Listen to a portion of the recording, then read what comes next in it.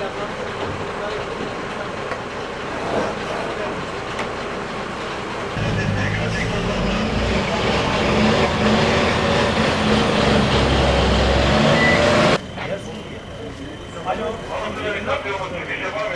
Toprağın polis memuru. Bu kuaför konusuyla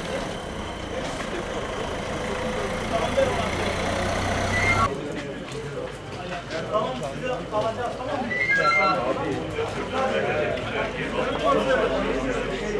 Hadi abi. Sen öyle.